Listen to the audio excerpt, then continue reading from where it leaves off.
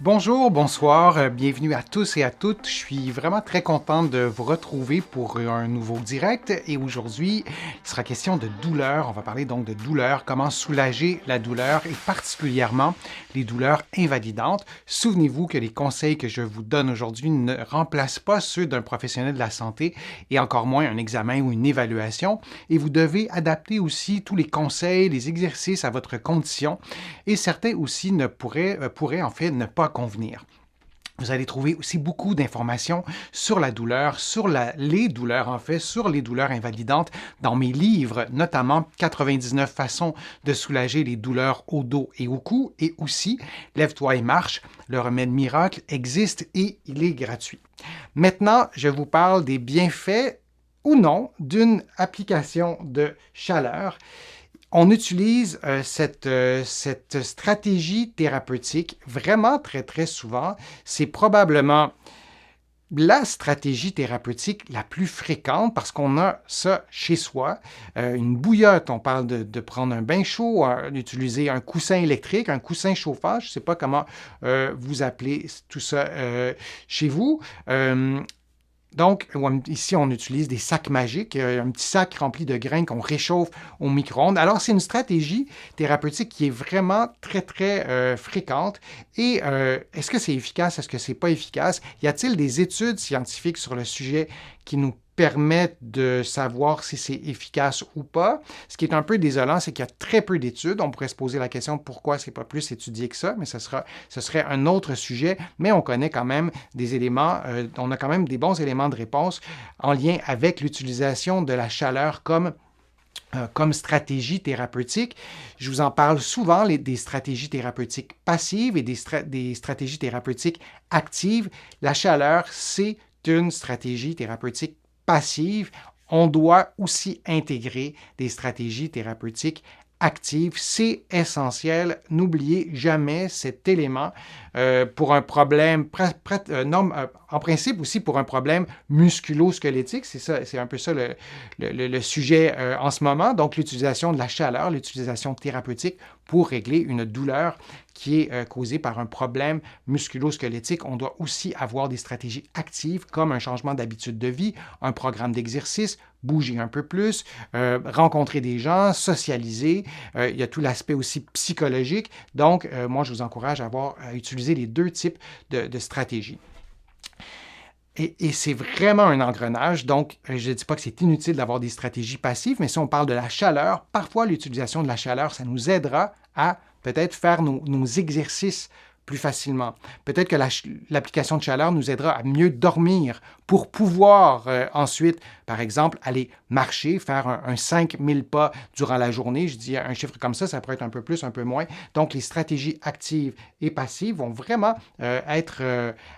c'est important d'utiliser, en fait, ces deux types de stratégies. Maintenant, les avantages d'une application de chaleur, quels sont les avantages pour vous? Y en a-t-il un ou des avantages d'une application de chaleur? Utilisez-vous la chaleur? Écrivez-moi ça, répondez-moi dans le fil de discussion et comment vous utilisez la chaleur. Il y a souvent mille et une façons de les utiliser. Alors, ces avantages, d'abord, c'est abordable. Hein? C'est quelque chose qui ne coûte rien. C'est quelque chose qu'on a à la maison. On peut se fabriquer ça avec une serviette humide qu'on réchauffe comme ça. On enveloppe la serviette humide dans un sac de plastique pour qu'elle reste, ou un autre type d'enveloppement pour qu'elle reste chaude plus longtemps. Alors, c'est aussi un avantage. Et l'autre avantage qu'on a, alors je vous montre ça comme ça. Alors, il n'y a pas d'effet indésirable. Excluons les brûlures. J'ai de mes patients qui se sont brûlés avec des coussins électriques, des coussins chauffants, se sont endormis sur le coussin et se sont brûlés. Mais si on exclut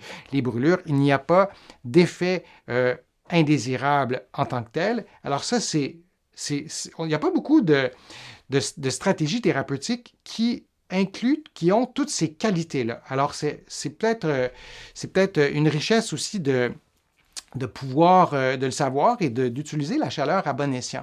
Maintenant, il y a un des avantages, c'est que ça nous donne parfois, et ce n'est pas un désavantage négligeable. Ça nous donne parfois l'illusion de faire quelque chose pour soulager la douleur, mais l'application de chaleur a-t-elle un effet cumulatif ou c'est plutôt une illusion et on a l'impression de faire quelque chose? Ça reste à voir et chaque cas est différent. Évidemment, ça dépend de la raison pour laquelle vous utilisez la chaleur. Maintenant, les effets d'une application de chaleur, et là, j'ai besoin de vous, j'ai vraiment besoin de votre aide.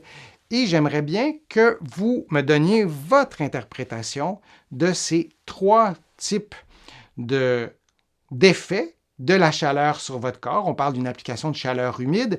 Alors, vous voyez, vous voyez les illustrations. Alors, quelle est votre interprétation de ça? Et peut-être écrire les numéros associés à vos réponses pour que je puisse bien les comprendre. Il y a Nicole pour ce qui est de l'utilisation de la chaleur. Donc, l'eau chaude sous la douche, décontraction des muscles. Alors, on va avoir le jet de la douche. Parfois aussi, le fait d'avoir la pression du jet de la douche, ça peut aussi s'ajouter à un effet de chaleur. On aurait ça aussi dans un bain tourbillon. On doit être prudent, mais la pression de l'eau, en l'occurrence de l'eau chaude, peut aussi être intéressant. Alors ça, c'est un conseil que je vous donnerais si vous n'êtes pas habitué, vous n'utilisez pas la pression de l'eau chaude. Et il faut être prudent parce que parfois, évidemment, on peut se blesser si c'est trop fort. Il y a Annie qui nous dit qu'elle utilise des bouillottes, des colliers cervicaux en gel et aussi du froid. Alors, c'est souvent beaucoup plus confortable, les colliers cervicaux qui sont fabriqués sur mesure pour le coup. Moi, j'aime bien la bouillotte, la bouillotte classique, la même chose qu'on enveloppe dans une serviette humide. C'est souvent beaucoup plus efficace. Alors donc, ce sont des façons... il y a plusieurs façons d'utiliser la chaleur, mais on vient d'en voir quelques-unes. Alors, si on y va maintenant avec l'interprétation de ces symboles-là, et je vous laisse encore une fois un petit peu de temps pour répondre. Mais donc la chaleur, qu'est-ce que ça fait dans votre corps? Quelles sont les manifestations dans votre corps? Bien, la première manifestation, en fait, c'est sur votre peau, les muscles, les articulations, ça réchauffe ces régions de votre corps, ça augmente la température. C'est assez simple. Alors, pour ce qui est de la deuxième illustration, c'est une illustration de vitesse. Ça augmente la vitesse, notamment des réactions biochimiques. On a aussi une vasodilatation, donc les vaisseaux sanguins, en théorie, vont se dilater. Alors, il y a des effets biochimiques liés à ça. Et il y a aussi une augmentation d'élasticité. C'est ça c'est ce que ça représente, ce petit dessin en dessous du chiffre 3, des tissus conjonctifs notamment. Donc, les tissus seront plus souples et le tissu conjonctif, bien, il y en a dans plusieurs types de structures dans le corps. Alors, si on met de la chaleur sur une articulation, bien, les muscles seront peut-être un peu plus souples. L'articulation elle-même sera peut-être un peu plus souple. Alors, on aura des bienfaits probablement sur la tension musculaire, on aura une diminution de la tension musculaire, on aura aussi une augmentation d'amplitude des mouvements lorsqu'on met de la chaleur. Et ce sont des avantages non négligeables. Par exemple, si on a une raideur articulaire, si on a la douleur quand on bouge, bien, le fait de mettre de la chaleur, ça peut peut-être nous aider à faire certains exercices. En traitement, bien, on va utiliser la chaleur parfois pour pouvoir mobiliser plus facilement, par exemple, l'épaule d'un patient ou d'une patiente. Donc, l'application de chaleur, et ça, c'est une étude récente qui le démontre, une méta-analyse, et c'est en fait la première méta-analyse qui a été faite sur l'application de chaleur dans un contexte musculo-squelettique. C'est un peu décourageant de constater que c'est la première étude qui a été faite tout récemment, mais au moins on en a une. Alors la conclusion, c'est l'application de chaleur a des effets bénéfiques à modérés, c'est-à-dire de modéré à important, sur le soulagement de la douleur et aussi quant à l'amélioration de la fonction physique, mais là la nuance est importante, immédiatement après l'application. On n'a pas tant de données scientifiques pour qu'on soit certain des effets longtemps après l'application. Alors, on a un effet immédiat, d'où l'importance d'utiliser cette application de chaleur, cette stratégie passive, peut-être de l'utiliser avec une stratégie active, par exemple, comme des exercices, comme faire des mouvements simples, comme bouger un petit peu plus, pour récupérer nos capacités physiques, mais on a pu démontrer ces effets de la chaleur. Quelques conseils sur l'utilisation de la chaleur. Maintenant je vous ai dressé le portrait sur ce que ça fait, un peu la chaleur. Doit-on placer la chaleur avant, pendant ou après des exercices thérapeutiques? Et il y a aussi la question parallèle à ça, si on a de l'inflammation, si on a le genou enflé, par exemple, est-ce qu'on va mettre de la chaleur sur un genou enflé? Non, ce n'est pas le premier réflexe qu'on a, mais encore faut-il comprendre ce qui cause l'enflure du genou. Est-ce que c'est vraiment de l'inflammation ou c'est autre chose? Parfois, on a une raideur aussi à l'intérieur de l'articulation et dans certains cas, on peut peut-être mettre de la chaleur. Ce n'est pas le conseil que je vous donnerais quand vous avez les genoux enflés ou une articulation enflée de mettre de la chaleur, mais ce n'est pas systématiquement contre-indiqué. Si vous vous penchez vers l'avant et que vous avez une douleur au dos, souvent, on va se dire, j'ai de l'inflammation dans mon dos, donc je ne mettrai pas de la chaleur. Je pense que c'est une mauvaise logique, en tout cas qui ne rencontre pas des critères scientifiques. La chaleur doit atteindre la structure qui est douloureuse, par exemple, ou les muscles qui sont tendus. Et si vous placez de la chaleur dans votre dos, pour pouvoir réchauffer la peau, le tissu adipeux, le gras, les muscles et aller en profondeur, c'est pas si simple que ça. Alors, il n'y a pas de lien automatique. Blessure récente au dos, je ne mets pas de la chaleur. Parfois, on veut soulager la douleur et on va mettre de la chaleur, même si la blessure est récente. Si vous touchez à une articulation qui est gonflée, il y a du sang, par exemple, qui s'est répandu dans l'articulation, on va consulter. Et quand on aura consulté, les professionnels de la santé qu'on aura consultés pourront nous dire si c'est contre-indiqué ou pas. Donc, dans ce cas-là, vous ne le faites pas. Mais sinon, c'est intéressant d'utiliser la chaleur avant un exercice pour assouplir la région du corps, en l'occurrence l'épaule, le coude, le genou. Si cela nous permet de bouger un peu plus facilement, ça peut être intéressant. On y va prudemment, lentement. Vous pouvez mettre aussi de la chaleur pendant que vous faites certains exercices. Je pense à certains problèmes de capsulite. L'épaule, elle est tellement bloquée, tellement raide qu'on n'arrive pas à faire nos exercices. Parfois, on n'a même pas accès à des professionnels de la réadaptation. Ça peut être un truc qu'on peut prendre. Et cette chaleur aura augmenté la souplesse de l'articulation. Et ce qui se passe, par contre, lorsque la chaleur s'en va, lorsque la température des muscles, par exemple, ou de l'articulation revient à la normale, parfois, on perd l'effet aussi d'élasticité. Alors ça, il ne faut pas l'oublier.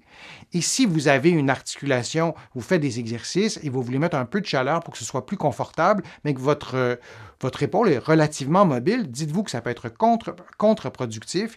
Si vous placez de la chaleur, vous augmentez le niveau d'élasticité, peut-être que vos exercices donneront rien parce que votre épaule ou votre articulation sera déjà relativement mobile et le petit coup de chaleur de plus fait en sorte que vos exercices donnent rien. Alors, c'est pas une panacée de mettre de la chaleur avant un exercice, mais lorsqu'on a vraiment de la difficulté à bouger et si on ne met pas de chaleur, on n'arrivera pas à bouger, à faire certains exercices. Là, c'est intéressant.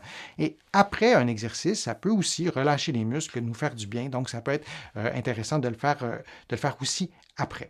Donc, il n'y a pas de recette magique, mais je vous ai présenté les bonnes raisons de mettre de la chaleur avant, pendant ou après et comment on peut placer cette chaleur-là, comment on peut l'installer, le type d'application, moi, je préfère vraiment une chaleur humide, prendre une bouillotte ou peu importe la modalité que vous utiliserez, mais d'ajouter une serviette humide autour de la chaleur. La chaleur va en général aller un petit peu plus en profondeur avec la vapeur, peut-être que les pores de peau aussi vont absorber ou la peau ou les structures qui sont un peu plus profondes seront peut-être plus rapidement réchauffées. La durée, 15 à 20 minutes. En général, c'est suffisant pour augmenter la température au niveau de la peau ou un peu plus en profondeur. Précision à adapter vraiment selon chaque personne, selon vos goûts personnels aussi, votre réaction à tout ça. Et il n'y a vraiment pas d'études qui nous ont clairement démontré que tel paramètre, c'est préférable dans telle circonstance.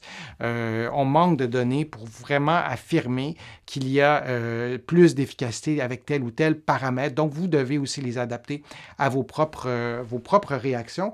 Et des contre-indications, la sensibilité de la peau altérée, ça en est une contre-indication. Si vous avez, par exemple, un problème de dos, vous avez une compression nerveuse, une hernie discale, il est possible que vous ayez moins de sensibilité au niveau de la peau. Alors, c'est intéressant de faire peut-être un test si vous avez un problème qui pourrait altérer votre sensibilité de la peau.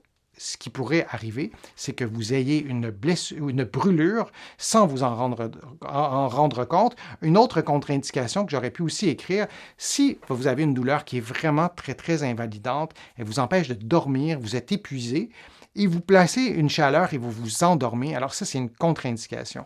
De placer de la chaleur dans un contexte où vous êtes vraiment très, très fatigué, vous risquez de vous endormir et vous risquez de vous brûler sans vous en rendre compte. Ça serait aussi une contre-indication. Alors, je vous remercie. Je vous remercie vraiment de votre attention. J'espère que les conseils que je vous ai donnés aujourd'hui vous ont été efficaces. Je vous invite à faire peut-être une contribution sur mon site web. Vous pouvez le faire aussi directement sur YouTube en cliquant sur le petit cœur. Vous le savez, ces contributions sont essentielles à la poursuite de mes activités sur le web. J'ai pris le pari de vous offrir des contenus gratuits et je suis vraiment ravi de le faire et de communiquer avec vous chaque semaine. Vous pouvez aussi vous abonner à mon infolettre en visitant mon site web, le www.denisfortier.ca. Il y a aussi des infolettres thématiques sur des sujets très précis.